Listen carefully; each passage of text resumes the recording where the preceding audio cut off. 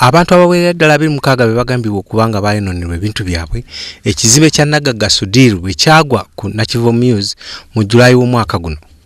Bano nno bakozesezza ekibiina ekigatta abapangisa mu ggwanga ekya Yuntesa okwekubira enduulu era ne bawera okugenda mu kkooti ssinga naggaga Sudhir tebabaliyirira. Neteeka mu ssente zange ne ntandika okwejjanjabisa mpaka lwe natuusanga kino ekigere era na guno gwaka tekiwonanga nsika kale muno mu kifuba bwe nkolola musaayi tetuwonanga. Ekibiina kya Utesa kyagezaako otulwanirira era nakati kirwanirira tulabike nti tutuuka omuggaga Sudhir naye Sudhir buli lwe batuukayo Sudhir talina kyakola ki talina kyagamba.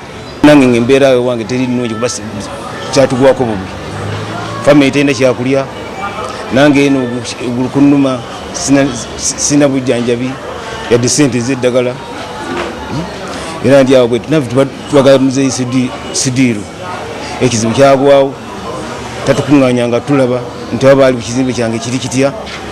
Okuva bwe twafuna ekizibu Sudhir tajjangako gye tuli wadde n'olumu nti tufuna obuyambi ne mu ddwaliro gye baatutwala okujjako bwe baatuwandikira nti baatuwandise nti twatuta abalwadde mu ddwaliro teyali buyambi. Twavaayo ne twejjanjaba ffeka na ffeka n'okuva gw'omusanvu nga 22 sina mulimu waka kuba bizinesi yange yaggwawo. Okusinziira no kubaddukanya ekibiina ekigatta abapangisa bagezezzaako nnyo okukwasaganya Sudhir n'abantu bano wabula nga tayagala kubasinkana.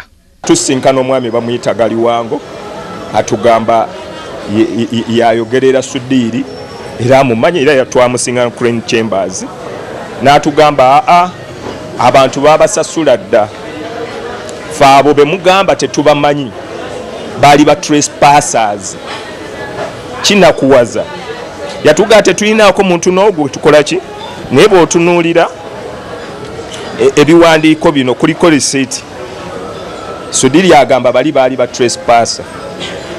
Kampuni neddukanya ekizimbe kya Sudhir eya Crane Management bwetuukiriddwa abagikulembera bategeezezza nga abantu bano bwe balina eddembe okweyongerayo mu mbuga z'amateeka kubanga tewali n'omu gwe bamanyi.